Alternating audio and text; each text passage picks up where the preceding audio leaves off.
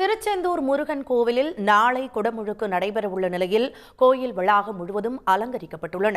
கூடுதல் தகவல்களுடன் இணைகிறார் செய்தியாளர் செந்தில் ஆறுமுகம். தமிழ் கடவுளான முருகப்பெருமானின் ஆறுபடை வீடில் இரண்டாம் படை வீடாக விளங்கி வரும் திருச்செந்தூர் சுப்பிரமணிய சுவாமி கோவில் 14 ஆண்டுகளுக்கு பின்பு குடமுழுக்கு விழா நாளை வெகு சிறப்பாக நடைபெற உள்ளது.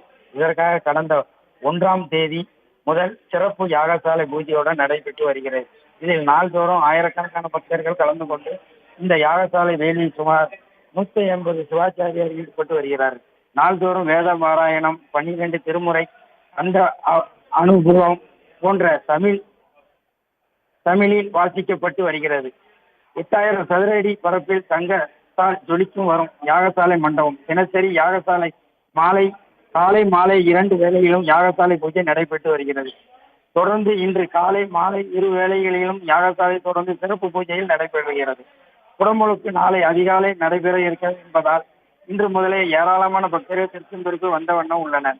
பக்தர்களுக்கு தேவையான பல்வேறு வசதிகள் கூடுதலாக செய்யப்பட்டுள்ளது. கோயில் முன்புள்ள கடற்கரை பக்தர்கள் அதன் அருகில் உள்ள நாளிகணத்தில் குளித்துவிட்டு சுவாமி தரிசனம் செய்து வருகிறார்கள். கோயில் யானை தெய்வானையிடம் இன்று பக்தர்கள் பெரியவர்கள் வரை சிறியவர் வரையிலும் தெய்வானையிடம் பக்தர்கள் ஆசீர் வாங்கி இதனால் தெய்வானையை சுற்றி பக்தர்கள் நின்று பார்த்து பிரம்மாண்டமான யாகசாலை முன்பு நாதசுர இசை வாத்தியங்களுடன் நடைபெற்று வருகிறது. கோவிலில் செவ்வாழை பழம், ஆரஞ்சு பழம், கரும்பு, பலாப்பழம், ஆரஞ்சு, ஆப்பிள், சோளா, நொங்கு, இளநீர், வாழை குலைகள், தட்டி அலங்காரம், வண்ண கலர் பூக்கள் அலங்காரம் மற்றும் பல வகையான தோரணங்கள் கட்டுப்பட்டு அலங்கரிக்கப்பட்டு வருகிறது.